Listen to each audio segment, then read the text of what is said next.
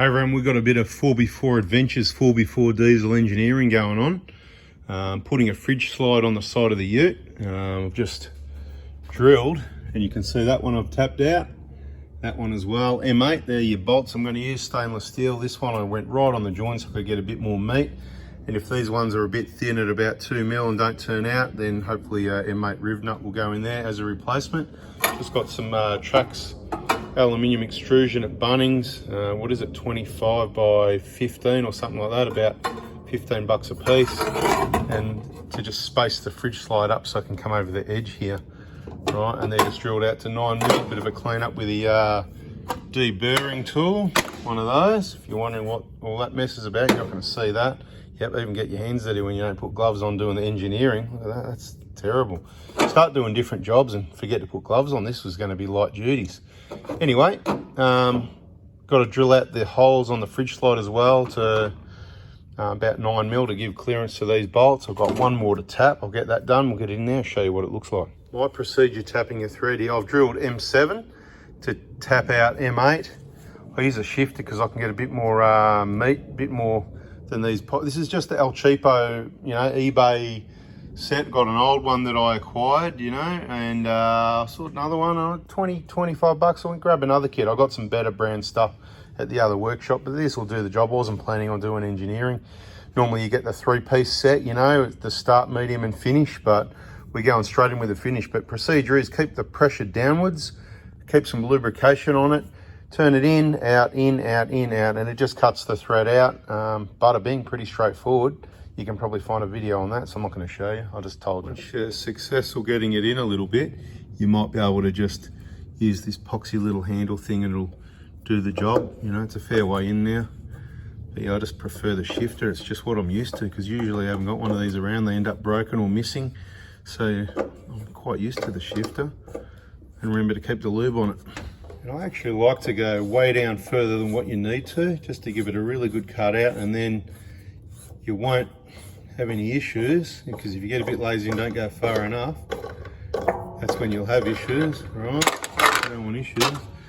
Grab a bolt, should just go straight in, beautiful. Look at that, mate, see?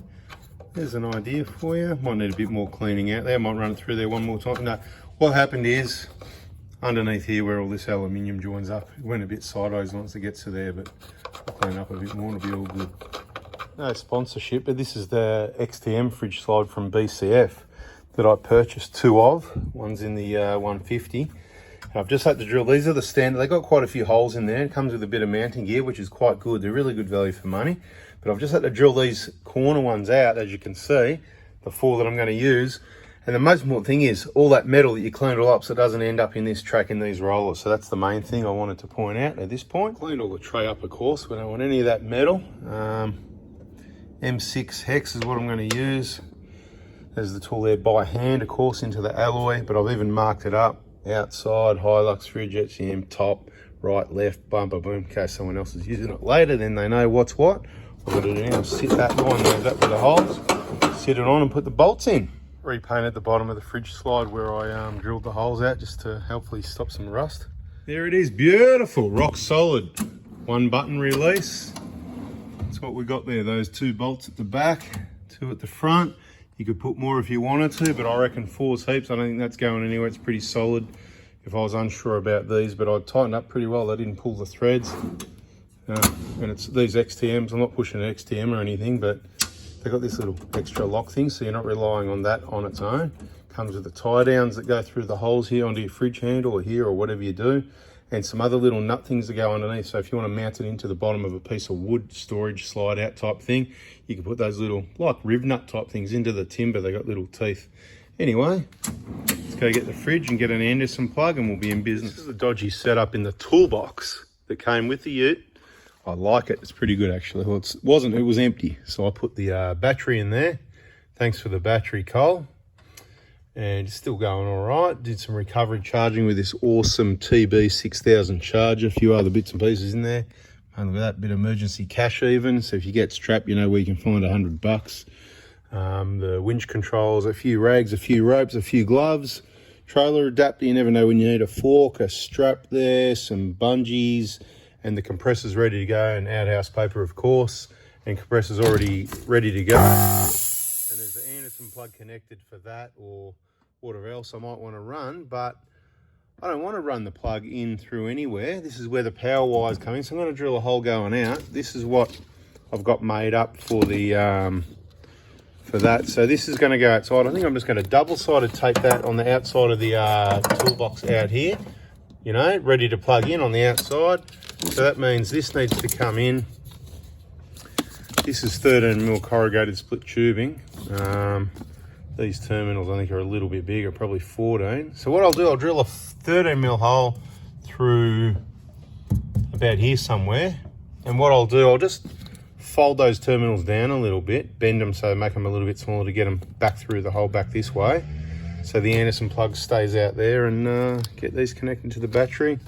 No fuse, like a madman, see? See that? No fuse. Anyway, you get that sometimes. Some people think I'm crazy, but you can see it's well insulated. There's not going to be any short circuits, and the fridge is what's plugging in, and it happens to have its own fuse. You know, put a fuse in if you want, but for me, bada bing, there it is. I'll get it in there. There it is. Beautiful. Look at that. A few things you didn't like, no fuse. So go ahead and use a fuse. Don't worry about what I do. Like I said, you might not be able to afford a new car. I don't know what your insurance is like. So always use fuses at both ends of everything and just go crazy with your fuses. Keep yourself happy. Nice tight 12.5, 13mm hole in there, because I didn't have a grommet, so nice tight fit on the corrugated split tubing. It's not moving, so what I'll probably do is put a bit of silicone around there just to make sure it's 100% sealed. One tech screw, gotta love my tech screws, through there and into the plastic of the Anderson plug. It's rock solid. Yeah, got the K-On Max Trax platform, whatever you call it, up there. Now, you might wonder what's going on up here. Basically, you can see the Anderson plug comes out the back there, mounted perfectly. But the wire on the fridge was a bit too short, probably about, I don't know, 8 or 10 inches too short for me. So I just pulled out one of the double adapters I had there. How you going? And so you can see one end of the wire goes straight there where I've just got that zip tied. It's a bit of a temporary thing, a bit like that dodgy charging on the 120 that's worked really well, that charging setup. And I'm just leaving it all connected while the engine's running. Regulates perfectly. It's just beautiful. I've got the extra spare wire that's not doing anything, and I put the cap on the end of it, but I could throw a solar panel in the back here. Could just sit there, and then when we stop wherever and we want to charge up, we could just lay it out. You know, we'll probably have the swag jammed in there shortly. Bloody beautiful. Look at that, huh? So extra Anderson plug wire to plug something in, and that's just the spare fridge wire, which allows the movement of it to go in and out. So this is your little locking mechanism. So you obviously just leave that unlocked. 4 tight end straps come with it. I put corrugated split tubing, the 13mm, you know, because I haven't got a fuse, so I'm not getting any wires caught up anywhere. Everything's 100% legit.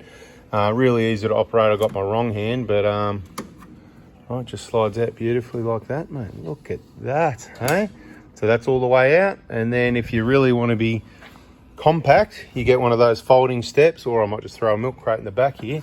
I don't have to do that. I can access looking in the fridge, no issues at all at eye level, but it is a bit high, so if you want to step up a bit, you just get one of those portable steps, and then you're like really high. I think it's time to get some drinks in here, yeah? Chill it down and chill them down. Job done. Look at that. Bada bing, bada boom. Hey? I'm happy. Anyway, just thought I'd show you, give you some ideas in case. All right. Sometimes halfway you got to press that button again, right? So don't ram it in too hard. And the wire just folds itself out of the way. Another good idea, I just tuck it in like that, right? But if you can, you could secure it with some zip ties one way or another, depending on the operation. It depends what fridge, what wire and all that. But for me, I'll probably just tuck it in, see how it goes. Probably going to get some dust in these tracks. It'll be a good test to see how good the XTM fridge slide really is, or how good the customer service at BCF is, because I might say, hey, you know, this is a bit crunchy, what do you reckon? And we'll see how they go. Anyway, that fits nice and tight. Good size fridge slide, nice and tight, but it'll fit most of those 40 to 50 litre fridges. I'm not here to sell you a cheap fridge or a fridge slide, just a few tips and ideas on the setup. If I want to quickly unplug it, I can just pull the plug right there, pull the plug over there, pull plugs all over the joint, which is all good. And there's the power switch. And I've got the lowest voltage cutoff set, so that is cool. Thanks for watching. Catch you in the next video. That's it.